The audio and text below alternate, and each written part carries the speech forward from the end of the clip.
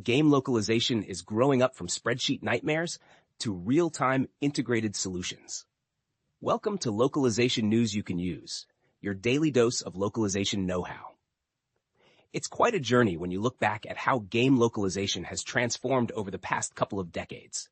Cast your mind back to the late 90s. Working on titles from publishers like Eidos, it was often a bit of a Wild West.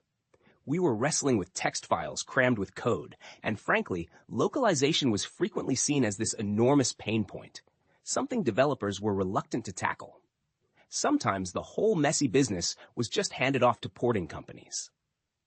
Fast forward to today, and whilst game engines like Unity and Unreal have brought in much-needed frameworks, it's astonishing how some of those old specters, like endless Excel spreadsheets flying back and forth, still haunt the industry. Game localization isn't just translating words, it's an entirely different beast compared to many other sectors. We're talking about managing hundreds, if not thousands, of hours of dynamic content. Think of complex branching narratives where player choices dramatically alter dialogues and outcomes, a world away from a linear film. Then there's the vast amount of voiceover work, where actors need precise context to deliver believable performances. And this content is often in flux right up until the last minute, with tutorials getting tweaked and gameplay mechanics refined. And all of this happens under immense pressure to hit quarterly shipping deadlines. It's one of those rare niches where localization truly means deep cultural adaptation, not just translation. You're navigating everything from PEGI ratings and country-specific sensitivities around violence or language to the intricate challenges of representing gender in languages with grammatical gender for everything, a concept often lost on native English-speaking content creators. The industry's attitude has certainly matured. There was a time when many English-speaking studios, particularly in the US, viewed localization as an expensive afterthought.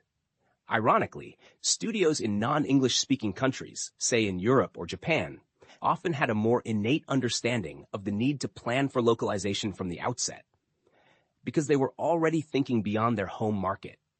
We've seen a positive shift, with game development courses now including localization modules and a greater appreciation for global markets, partly fueled by the cross-pollination of cultures. Like the Western appetite for anime and manga driving interest in markets such as Japan. Of course, today's players are incredibly vocal. A quick browse through Reddit or YouTube tells you instantly what they think, especially if they feel a localizer has changed things they shouldn't, like wading into pronoun debates without consensus. This is where technology has had to step up significantly.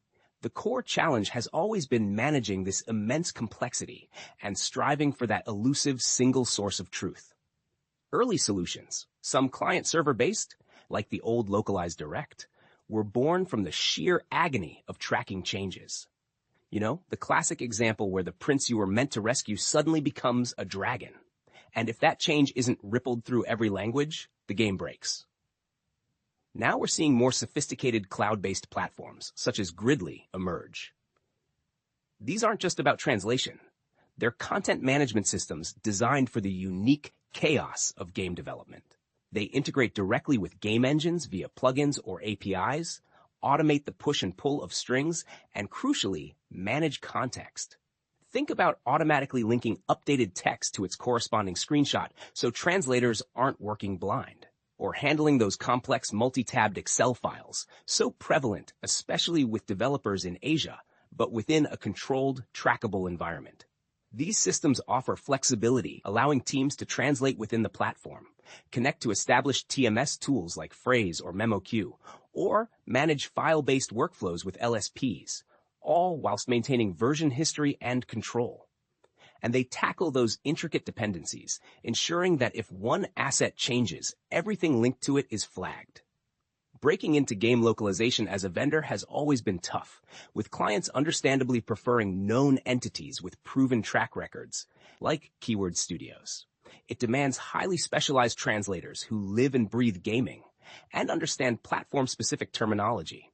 And a huge part of the job, even with great tech, is the human element, guiding clients who may be on their first major global launch through the potential major pitfalls without being condescending. It's about showing them why localizing everything, down to the last weapon name or item description, is critical for an immersive experience. Ultimately, the goal is to shift the perception of localization from a necessary evil to a powerful strategic advantage. It's about creating experiences that resonate deeply in different cultures, leading to better player engagement, and sometimes discovering that your game is an unexpected smash hit in a market you hadn't prioritized, all because the localization truly connected. The ability to test-bed content in multiple languages more easily now means developers can and should embrace localization as a way to make their games truly fantastic for a global audience, rather than just ticking a box. Thank you for listening to this episode of Localization News You Can Use, your daily dose of localization know-how.